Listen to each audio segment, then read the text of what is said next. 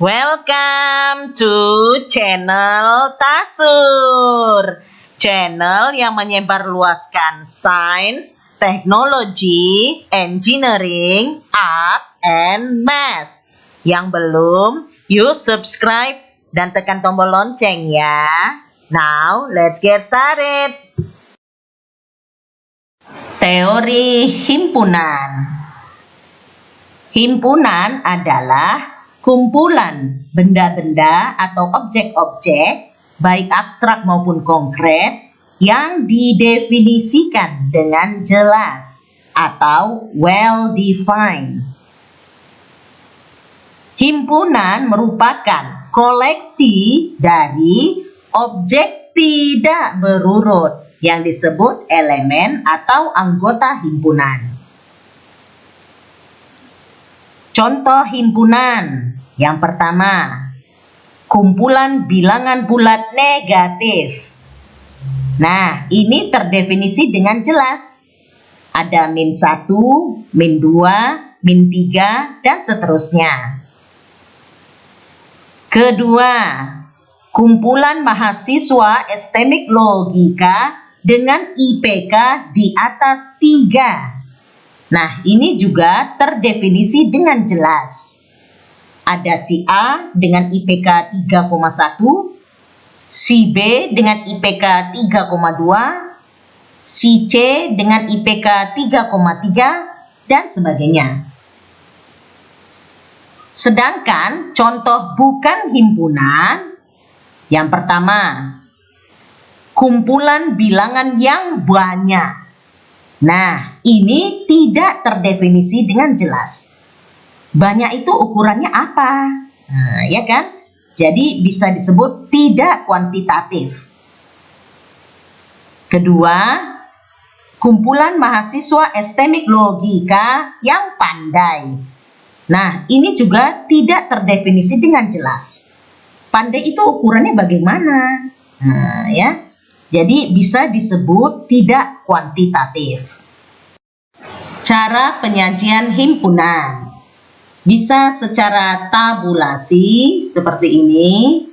Perhatikan ya, A sama dengan pakai kurung kurawal, langsung disebutkan elemennya. 1, 2, 3, dan seterusnya. Ya. C sama dengan pakai kurung kurawal, langsung sebutkan elemennya. A, I, U, E, O.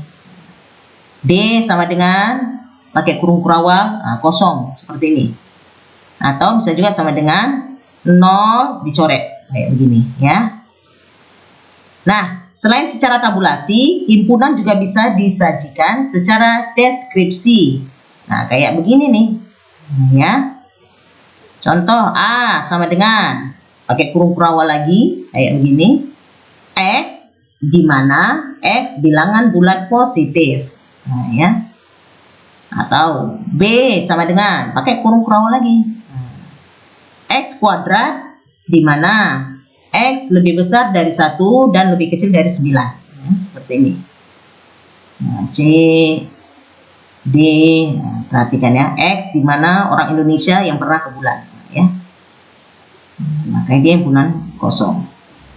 Nah, dari contoh himpunan A, B, C, D ya, yang di atas, bisa diketahui antara lain 2 elemen dari A. Ini 2 elemen dari A, ya kan?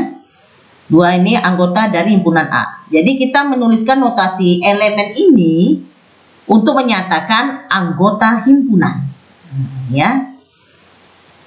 Sedangkan notasi not elemen ini untuk menyatakan bukan anggota himpunan. Jadi kayak notasi elemen tapi dicoret seperti ini, ya.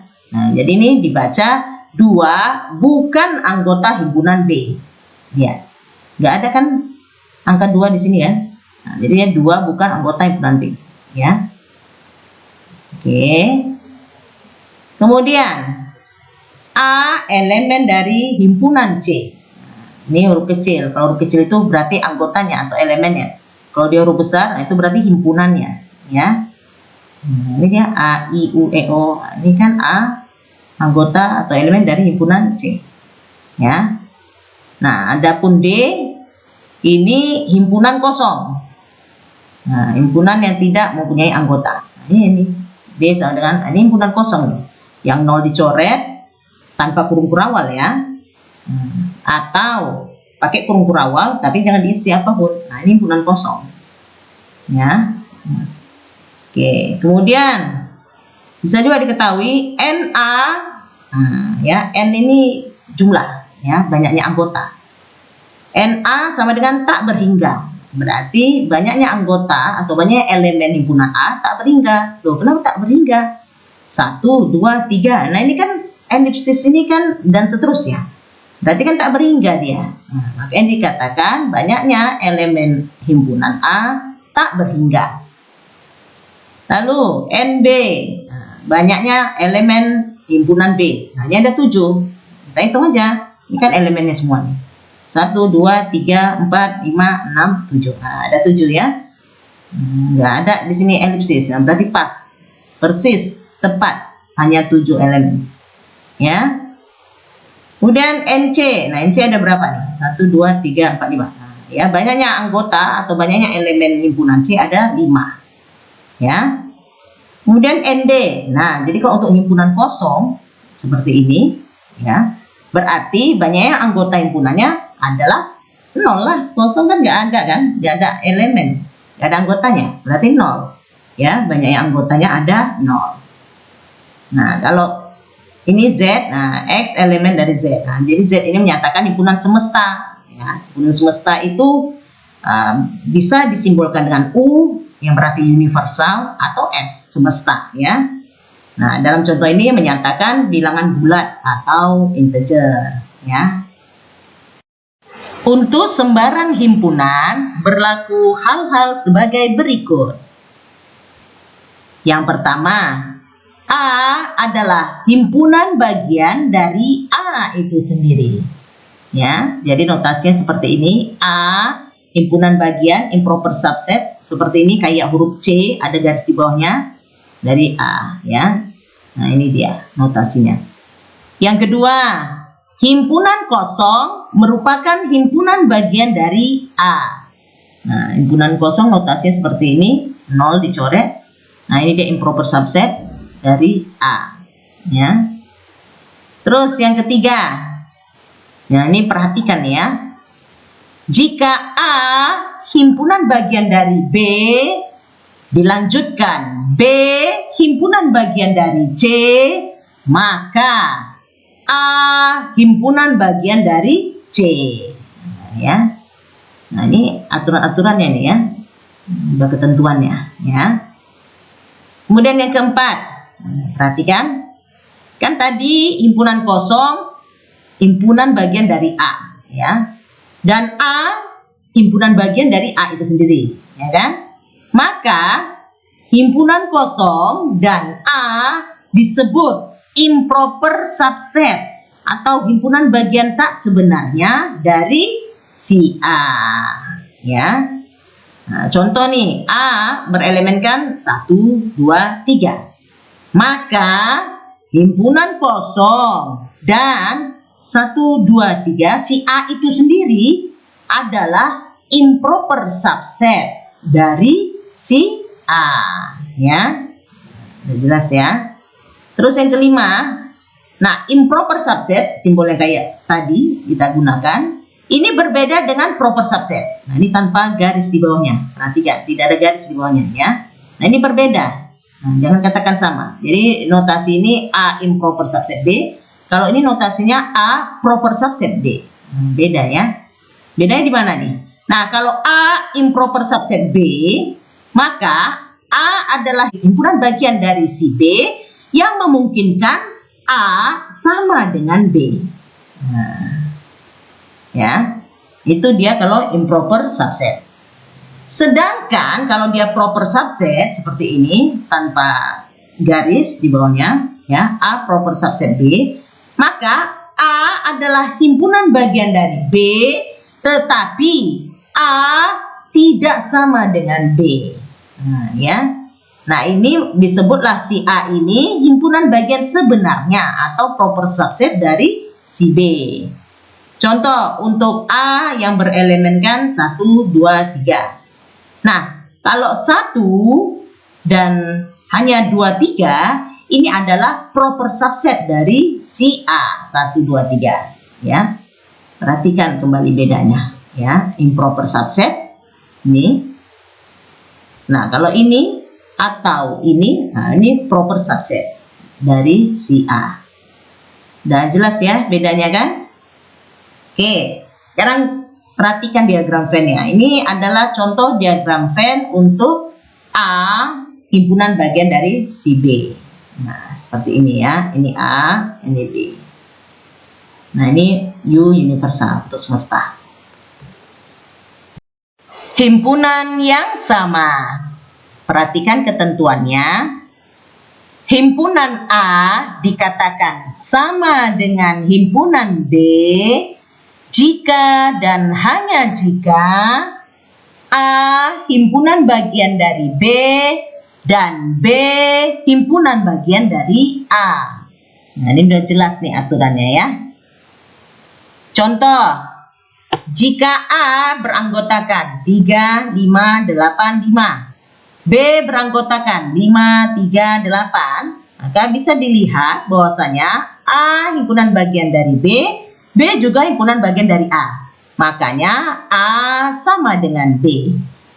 Ya, coba perhatikan anggotanya. Ada 3, 5, 8, 5. 5 ini disebutkan 2 kali, tetapi ini pada dasarnya sama kan?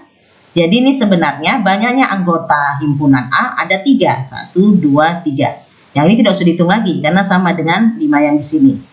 Nah, sekarang si himpunan B ada 5, 3, 8. Nah, sama persis 5, 3, 8. Sama persis kan? Dan banyaknya anggota himpunan B atau NB juga ada 3. Ya. Udah jelas terbukti ya, A sama dengan B. Nah, contoh lain, jika A-nya beranggotakan 3, 5, 8, 5, tetapi B-nya beranggotakan hanya 3 dan 8. Perhatikan, hanya 3 dan 8. Jadi 5 tidak ada di sini ya, tidak ada di B misalnya. Maka di sini B himpunan bagian dari A. Tetapi si A bukan himpunan bagian dari B. Maka A tidak sama dengan B. Ya. Dari elemennya aja yang B tidak ada angka 5 ya. Nah, sementara yang A ada angka 5. Dan dari banyaknya anggota himpunan juga beda. NB, banyaknya anggota himpunan B ada 2. Ya, cuma 2. Sedangkan NA, banyaknya anggota himpunan A, ini ada 3. 1, 2, 3. Ingat, 5 ini karena disebutkan 2 kali, nggak usah dihitung lagi. Ya. Oke. Himpunan saling lepas. Perhatikan ketentuannya. Himpunan A disjoin himpunan B jika dan hanya jika kedua himpunan tidak memiliki satupun anggota yang sama. Ya. Jadi dua himpunan disebut disjoin jika dan hanya jika interseksi mereka itu himpunan kosong. Nah, ya. Perhatikan contoh. Jika A beranggotakan 1, 3, 5, 7 dan B beranggotakan A, B, C, D. Nah, ini jelas ya, tidak ada satupun anggota yang sama. Disjoin ini ya. Maka A disjoin B. Ya. Oke, sudah kelihatan? Ini 1, nggak ada angka 1 di sini. Ini huruf A, nggak ada huruf A di sini ya. Dan jelas ini berbeda ya. Nah, ini diagram Venn-nya bisa digambarkan seperti ini ya. Jadi ini saling lepas. Ini dia untuk A, ini untuk B, ya, saling lepas. Nah, ini universalnya. Himpunan yang ekivalen. Perhatikan ketentuannya. Himpunan A dikatakan ekivalen dengan himpunan B jika dan hanya jika banyaknya anggota himpunan A sama dengan banyaknya anggota himpunan B. Ya, ini ketentuannya. Perhatikan contoh. Nah, contoh yang tadi juga ini. Jika A-nya berelemenkan 1, 3, 5, 7. Sedangkan B-nya berelemenkan A, B, C, D. Nah, di sini perhatikan banyaknya anggota A atau NA ada 4. 1, 2, 3, 4. Banyaknya anggota B juga ada 4. 1, 2, 3, 4. Maka A ekivalen dengan B. Ya, ini dia. Kenapa? Karena itu tadi. NA, banyaknya anggota himpunan A, sama dengan NB, banyaknya anggota himpunan B, yaitu 4. PA atau himpunan kuasa power set dari himpunan A adalah suatu himpunan yang anggotanya merupakan semua himpunan bagian dari A, termasuk himpunan kosong dan himpunan A itu sendiri.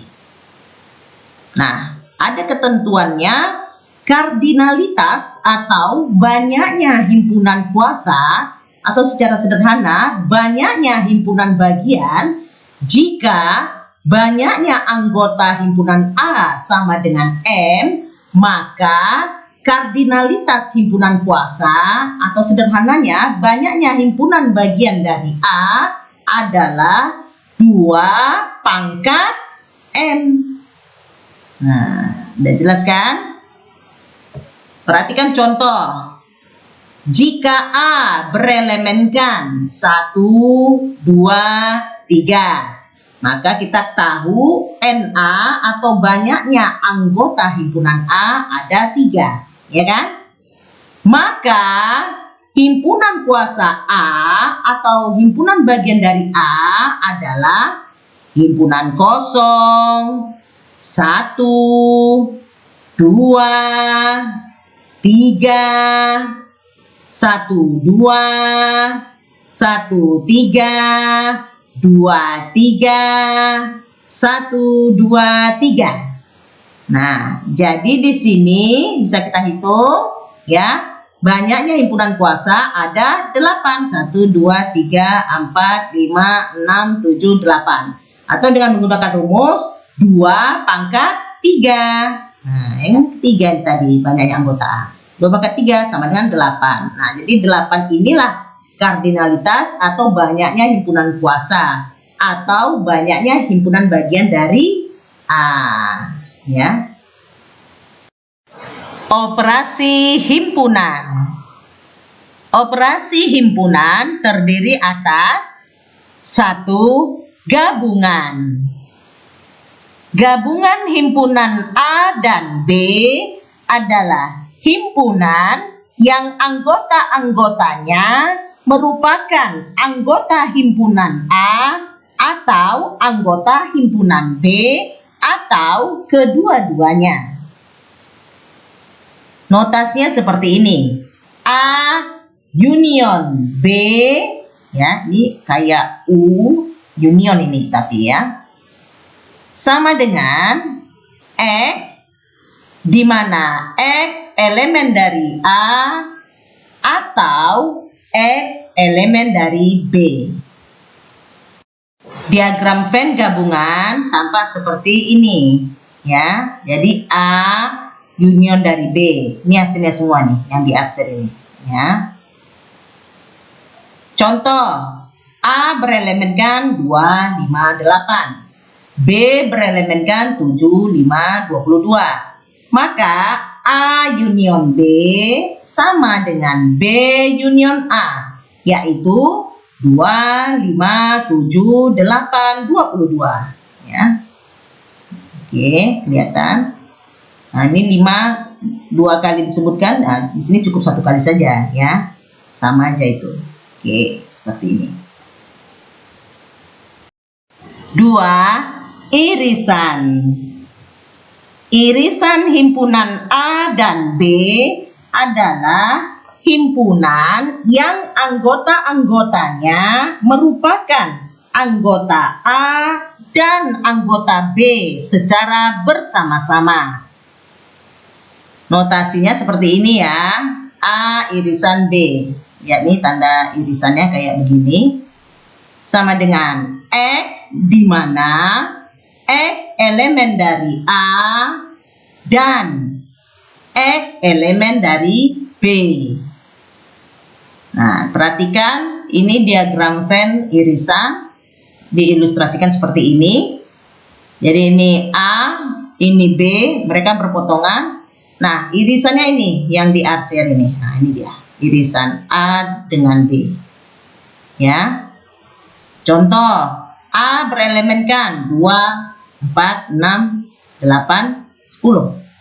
B berelemenkan 4, 10, 14, 18. Maka A irisan B sama dengan B irisan A, komutatif ya, yaitu sama dengan 4 dan 10.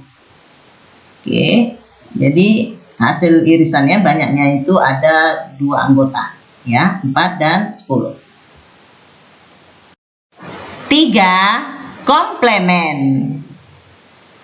Komplemen A adalah semua yang bukan anggota A.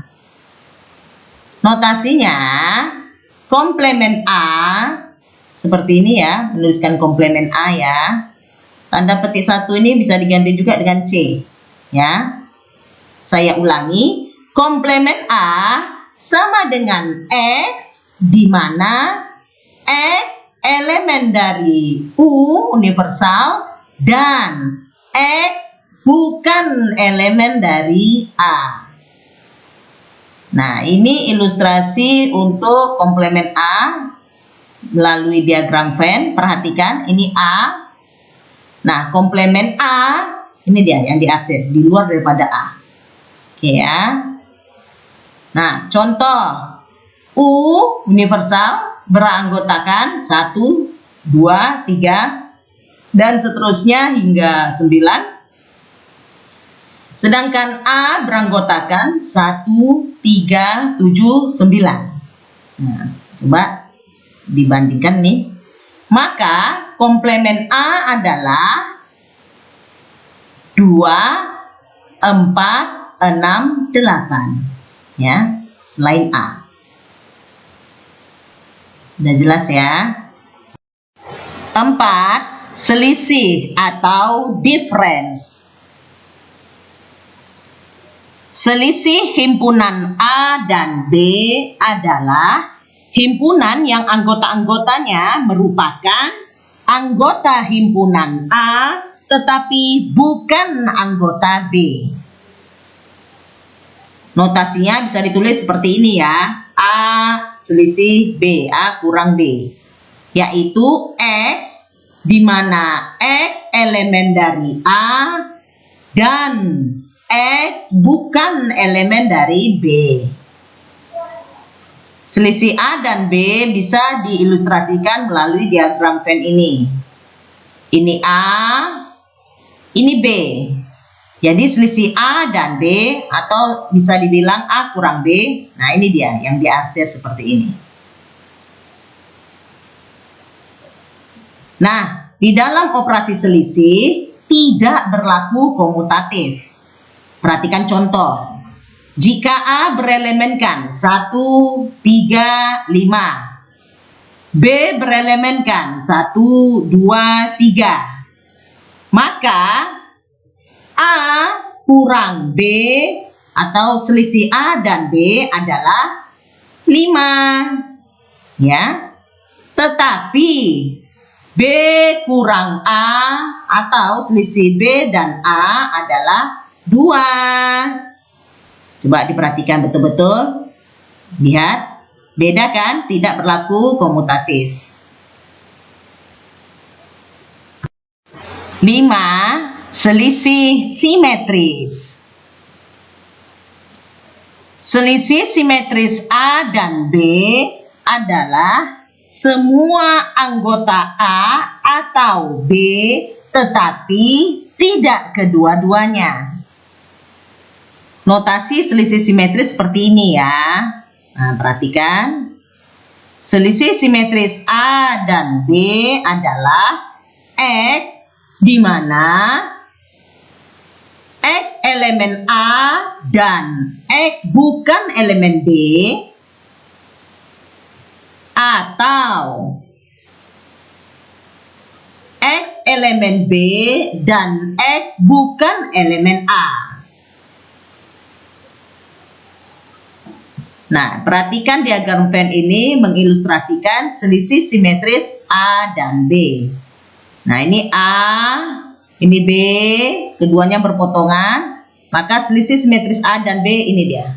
Nah, nampak kan yang hasilnya yang diarsir ini? Tidak termasuk irisan mereka. Oke. Perhatikan contoh. Jika A beranggotakan 2, 4, 6. B beranggotakan 2, 3, 5. Maka selisih simetris A dan B sama dengan selisih simetris B dan A. Jadi berlaku komutatif ya. Yaitu 3, 4, 5, 6. Nah, perhatikan. Di sini 2 karena ini irisannya tidak termasuk. Tidak ada 2 di hasil selisih simetris. Sudah jelas kan? Prinsip inklusi eksklusi. Jika A, B, C himpunan-himpunan berhingga, maka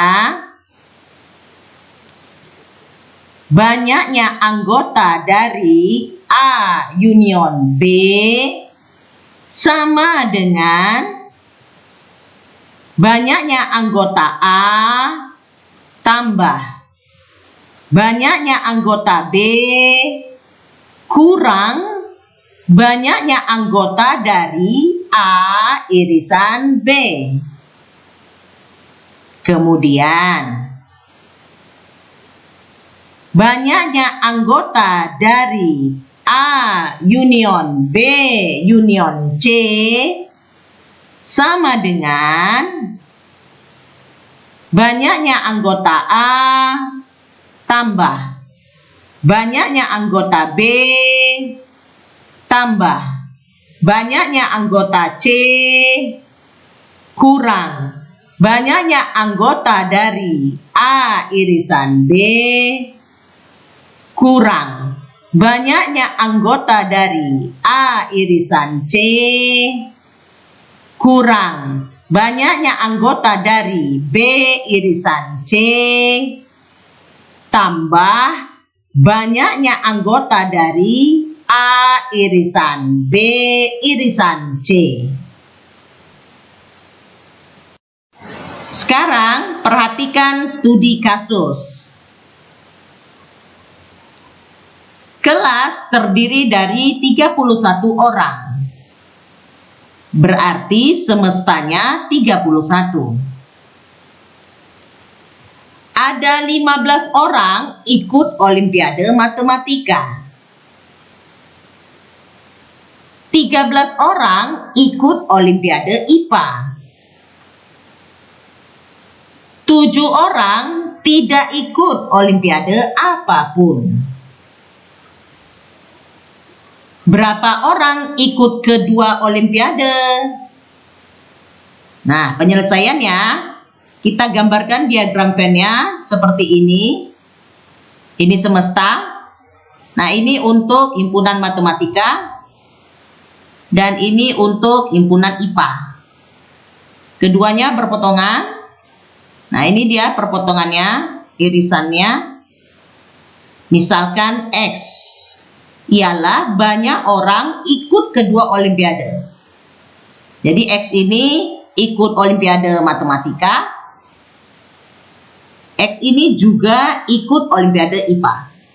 Ya, irisannya ini. Maka bisa kita ketahui yang sebelah sini adalah 15 dari sini ya, 15 kurang X ya. Kurang yang ikut matematika dan IPA. 15 kurang X. Demikian juga untuk yang di sini, daerah ini. Ini 13 ya. Kurang X. Kurang irisannya ya. Berarti yang ini adalah yang ikut Olimpiade IPA saja. Hanya Olimpiade IPA saja. 13 kurang X. Kalau di sini tadi yang ikut hanya Olimpiade Matematika saja. 15 kurang X. Oke. Kemudian yang tidak ikut kedua Olimpiade, nah ini letakkan di luar 7. Ya, ini dia. Maka perhitungannya untuk menyelesaikan studi kasus tersebut adalah 15 kurang X, ini, tambah X, tambah 13 kurang X,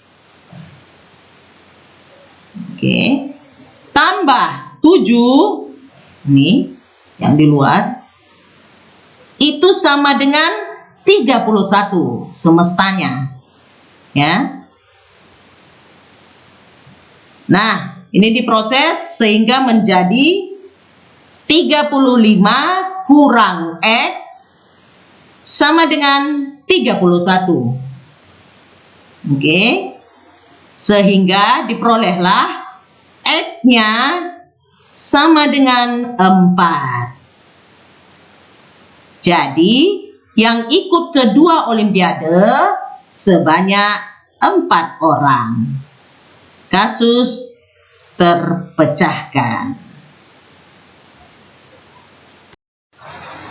Tabel yang tampak pada layar ini adalah identitas himpunan yang paling penting.